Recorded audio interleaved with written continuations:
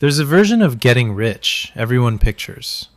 A number hits your account and something in you lights up. That's not how it happened for me. What actually happened is somebody else clocked it first, and I spent a solid 2 months confused about what she'd seen. I was standing in the break room at my old job. Marcus was next to me, holding his phone up like it had personally wronged him.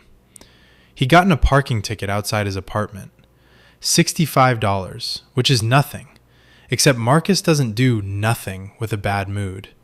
He does the full performance, reads the fine amount out loud, reads it again slower, like the second time will make it worse.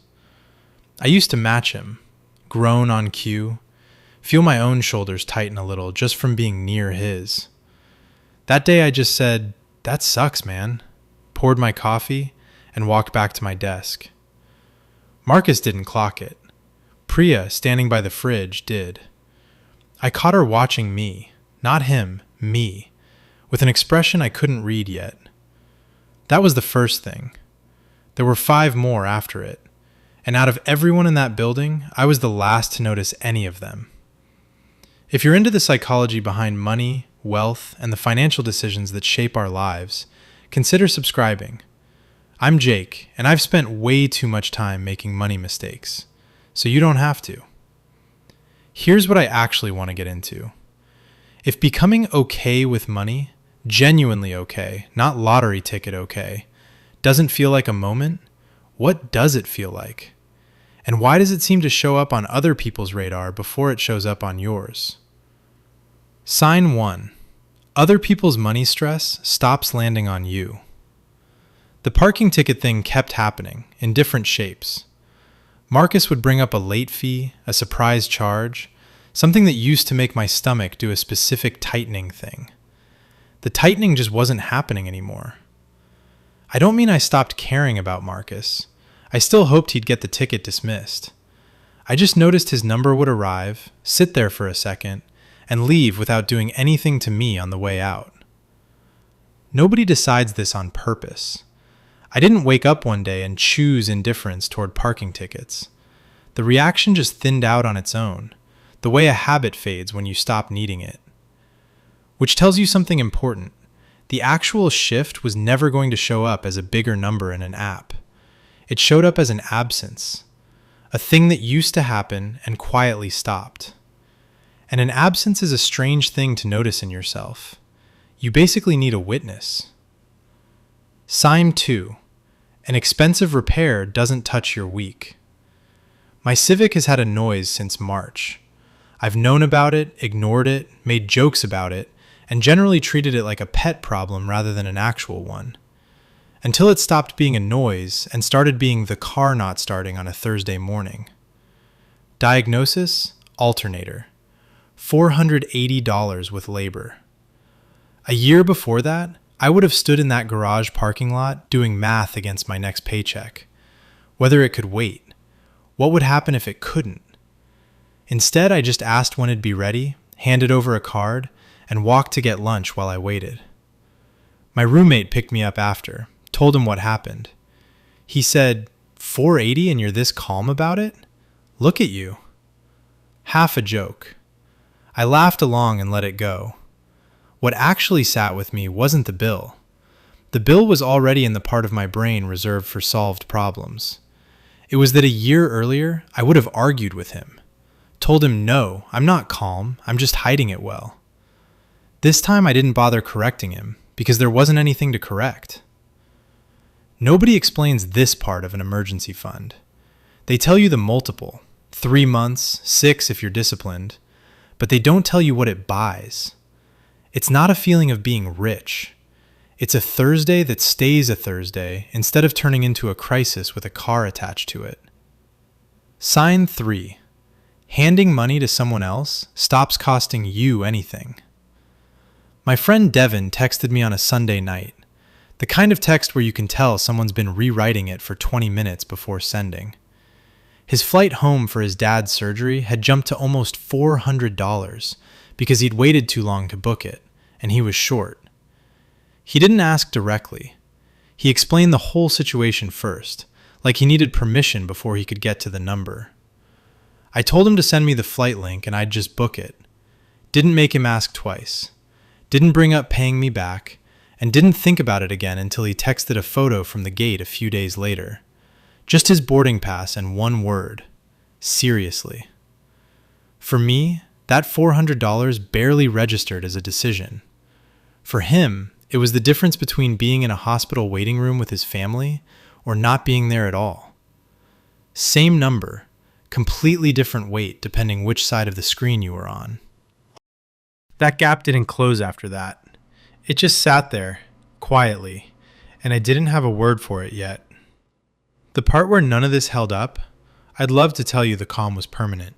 It wasn't. A stock I've been sitting on for 2 years dropped hard over about a week and a half. Nothing catastrophic in hindsight, but enough red that I found myself opening the app at almost 2 a.m., which is never a good sign. I sat on the edge of the bed with my thumb literally resting over the sell button, not moving, just resting there while I stared at a number that, 3 hours earlier, hadn't bothered me at all. Everything I just told you about staying level, gone, for about 10 minutes, replaced by the exact same stomach-tightening thing from the break room story, except now it was my own money instead of somebody else's parking ticket. I didn't sell, but let's be honest about why. It wasn't wisdom. It was closer to being too tired to make a decision I might regret by morning. I put the phone face down on the nightstand and made myself stop looking, which is a much less impressive story than I stayed calm because I understand markets. It came back over the following 2 months. I checked once, almost by accident, and there it was, recovered, plus a little. I didn't feel proud. I felt like someone who'd gotten away with something. Sign 5. You start turning down money on purpose. A recruiter reached out about a role at a bigger firm. More money. Enough more that it was hard to say no on the phone. Better title. A real team under me. I said I was interested. Drove out for a tour on a Saturday. Nicer office than mine. Glass walls. A real parking structure instead of a gravel lot. I parked, and instead of walking in right away, I just sat there with the engine still running. I wasn't doing salary math anymore. I was doing a different kind. The commute would add almost an hour to my day, each way, 5 days a week. That's most of a full workday every week gone that currently belonged to me. I thought about my actual mornings, the slow, boring ones. Coffee, nothing urgent. Leaving the house only when I had somewhere to be. The recruiter texted, asking if I'd made it. I turned the car back on, drove past the entrance slowly enough to look at it once, and left. Called Monday, thanked her, told her I was staying where I was. She asked if I'd driven all that way for nothing. I told her no. I drove out there to figure something out, and I did, just not the thing she expected. From outside, that's a guy turning down a raise. From inside, the decision happened in a parked car with the engine off, before I'd consciously decided anything at all. Sign 6. You lose track of your own number. My girlfriend asked me, completely offhand, over cereal we were eating for dinner because neither of us wanted to cook, "What do you actually have saved, total, everything?" I opened my mouth to answer and nothing came out. Not because it was a secret, because I genuinely didn't know. I hadn't checked in months. The transfers just ran themselves. Savings on the first, the brokerage automatically, the 401k pulled before the paycheck ever reached me. It worked so well I'd forgotten my own login. Tried the password I thought it was. Wrong. Tried the backup one. Also wrong. I sat at the counter and added it up by hand, on my phone's notes app, because I didn't trust doing it in my head. The total wasn't the part that stuck with me. It was that she'd asked the question before I'd asked it of myself in almost a year. She hadn't needed my notes app to know something had shifted. She'd been watching it happen in smaller ways for a while. The not flinching, the not checking, the quiet instead of the math. Close. So, back to Marcus and the parking ticket. I used to assume doing better with money would feel like something. A number, a moment, a little internal fireworks show.